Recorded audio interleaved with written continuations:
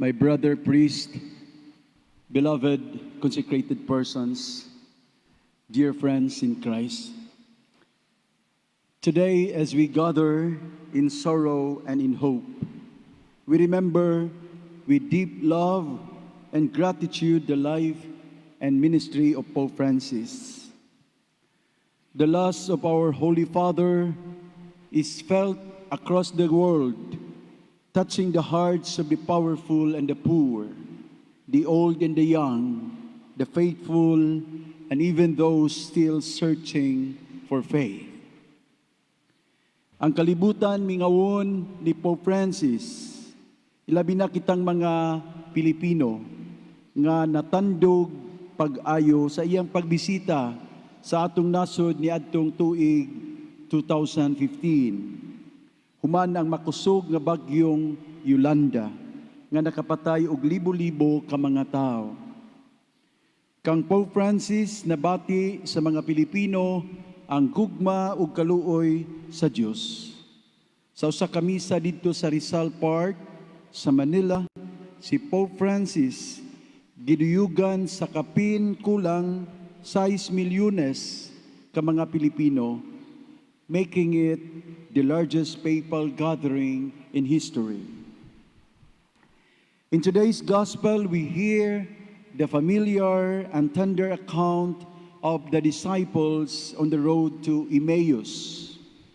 They are walking in grief, confused, and disheartened, trying to make sense of the events that shattered their hopes. It is in this context that the risen Christ draws near, not with thunder or glory, but with companionship. He walks with them, listens, teaches, and finally reveals himself in the breaking of the bread. This gospel, my dear brothers and sisters, beautifully mirrors the life and mission of Pope Francis, who also chose to walk alongside the people of God with humility, compassion, and vision. Kang Pope Francis, daghan ta kaayo ug nakatunan, dili lang sa iyang mga pulong, kundili ug labaw pagyud diha sa iyang mga buhat ug pamaagi sa pagpangalagad. For this memorial Mass, allow me to reflect on 3 enduring contributions of his papacy that now become part of the living memory and legacy of the Church. First is his simplicity and love for the poor. From the very first moment of his papacy, Pope Francis chose simplicity. He declined the grand papal apartment in favor of a modest room at St. Martha Guest House. He took the bus and carried his own bag. He personally paid his bill at a hotel in Rome. Gipakita ni Pope Francis, mga igsuon, nga sa iyang pagkasanto papa, wala niya usba ang iyahang lifestyle. But far deeper than these gestures was his unshakable love for the poor, the excluded, and the forgotten. Dito sa kadaplinan sa Vatican, daghan ang mga homeless ug naa lang nagpuyo sa kalsada. Unsay gibuhat ni Pope Francis? Gipahimuan sila og shower rooms, no? Aron sila makaligo bisan na lang pila ka higayon sa usa ka semana. Unya sa iyahang 78th birthday celebration, si Pope Francis namalit og sleeping bags para sa mga homeless na naa sa kalsada. Kada tuig, si Pope Francis maniguro nga muduaw sa mga priso dito sa mga bilangguan sa Roma. O sa Holy Thursday, maghugas siya sa mga tiil, sa mga priso. Nining tuiga, na naluya siya pag-ayo, gikan sa ospital, miadto gyapon siya sa prisuhan. Can you imagine? Although wala na siya kapanghugas sa mga tiil, sa mga preso, kay luya naman siya kaayo. Usa sa mga hulagway nga di na tumalimtan o makatandog pag-ayo, mao ang paghalok ni Pope Francis o pagakos, paghalok sa usa ka idaran nga lalaki nga masakiton og panit, ighang butoy-butoy. No? You cannot imagine seeing someone like Pope Francis kissing this old sickly man. Pope Francis reminded us that the church must be a field hospital, not a palace. His heart was with the suffering of the world, be it in the slums of Buenos Aires or the migrant boats arriving on the shores of Europe. Like Jesus on the road to Emmaus, Francis chose not to remain silent or distant, but to walk with the brokenhearted. He boldly instructed us to go to the peripheries and smell like the sheep.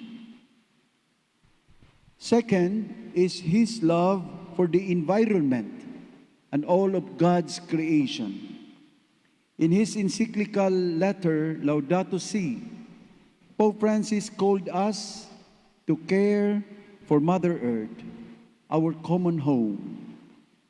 He awakened the church and the world to the spiritual and moral dimensions of the environmental crisis. He taught us that creation is not simply a backdrop to our lives.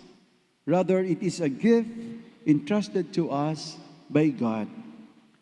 Just as the risen Christ opened the disciples' eyes to recognize Him in the breaking of the bread, Pope Francis opened our eyes to recognize the face of God in the beauty of creation and the cry of the earth. Si Pope Francis, mga igsuon, magpahinumdum nato nga ang paghigugma sa Dios kinahanglan mag-apil sa paghigugma sa iyang kabuhatan. Di mahimo nga musimba ta og Dios unya gub-on ug dauton nato ang environment ug ang laing mga binuhat sa Dios. Gipasabot kita ni Pope Francis nga kundi nato ampingan ang kinaiyahan ug ang kalikupan, kini magdala nato og daghang kasakitan. Nga mauna ang nagakahitabo karon. Daghan ilabi na ang mga kabus nagantos tungod sa nagakahitabo nga climate change. If we destroy creation, creation will also destroy us. Tungod sa kakulang sa response sa mga world leaders sa panawagan ni Pope Francis, ang Santo Papa nagsulat og apostolic letter or exhortation, Laudate Deum. So, dili lang ang Laudato Si, diha pag Laudate Deum. Buot gid niya pukawon kitang tanan, ilabi na ang mga pangulo sa kalibutan sa makalilisa nga epekto sa climate change, global warming. Gitawag niya kini og climate emergency. So dili lang climate change, kundi climate emergency tungod kay naa na kita sa punto nga peligro na kaayo. Finally, his promotion of a synodal way of living. Pope Francis taught us that the church is not a fortress nor a museum, but a people journeying together. Synodality, walking together, listening deeply, and discerning as one body became a central theme of his leadership. He invited bishops, the clergy, religious, and laity alike into a new way of being church. Just as Jesus listened to the disciples' fears on the road, Pope Francis modeled a church that listens before it speaks, that accompanies before it instructs. Kanatong tanan, apan ilabi na gyud namo nga mga obispo ug mga kaparian, si Pope Francis usa gayud kadakong hagit. Hagit sa pagpuyo o kinabuhing simple, madaiton, mahigugmaon, maalagaron ug maluluyon. Mga igsoon, si Pope Francis may atong inspirasyon dinhi sa atong diocese. Na kita nagpadayon sa pagpakaon sa atong mga kabus nga mga igsuonan. We have fast to feed every Saturday. Nagpadayon sadta sa pagpanghimo og mga balay sa mga kabus nga way kahimuan. Dinhi sa aton diocese nagpadayon ta pagpanghatag og mga fishing boats para sa ato ang mga kabus nga way panginabuhian. Ug usab kabalo mo si Pope Francis nagdasig nato nga magpadayon sa pagpananom og mga kahoy aron nga maampingan ang atong kalikupan. My dear friends, in the breaking of the bread today, may our hearts, like those of the Emmaus disciples, be set aflame with love. The Pope Francis has now passed from our sight. His witness remains an inspiration. Like the disciples who returned to Jerusalem to proclaim the risen Christ, may we also go forth, renewed by his example, faithful to his vision, and ever more committed to being a church of mercy, of justice, and of humble love. Eternal rest grant unto him, O Lord, and let perpetual light shine upon Pope Francis. May he rest in peace.